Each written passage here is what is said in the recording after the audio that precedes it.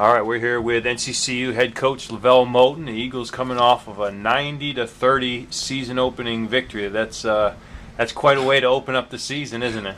Yeah, it's pretty exciting. I feel good for the guys. Throughout this transition, they haven't had the opportunity to feel a sense of jubilation and just happiness for their work and their endeavors on the floor. So, it just paid off tonight. And of course, Johnson and Wells is probably not the talent level that we're going to be accustomed to seeing, but it's a start. It's a start. Can you talk about how important it is for this team to open up the season, not only with a win, but to do it in front of their home fans? It's the first time since the Division I transition started that this team has had an opportunity to open up at home. Tell me what that means. It means the world to us, especially the guys that's been here for 3-4 years, including myself. When I was assistant, we've never started the year off 1-0. We never had the opportunity to start off with a home game, and we never began the season in front of our fans with the opportunity for them to identify with our team and say, okay, this guy's Landon Clement, this guy's C.J. Wilkerson, et cetera, et cetera. So it gives them a familiarity with us, and hopefully our body of work tonight will bring more and more waves of people in, and now we can have a home court advantage that we're certainly not accustomed to in the previous years due to our travel.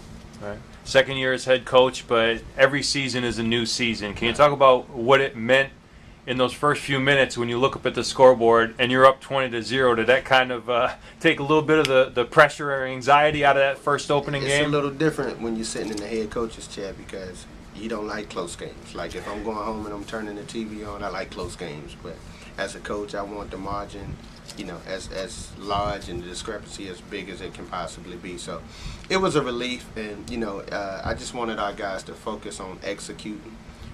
Because we have a tough team in Oklahoma on Monday. So we're going to have to execute and get to our third and fourth options and secure the basketball a little more. I think in the first half we had 10 turnovers, and that was certainly some forced turnovers that was uncalled for at that time. But we settled down and got the jitters out, and we looked pretty good doing that. Defensively, you forced 28 turnovers and held them to shooting just 19% from the field. What was it about that defensive effort tonight? We've been working on jumping at the ball. It's a small fundamental that we try to teach, but our philosophy and a new man-to-man defense we put in this year is just always have 3 on the ball. So the guys did a good job so far to the naked eye. We'll go back and we'll break down tape, and I'm sure I'll find fault after fault, but.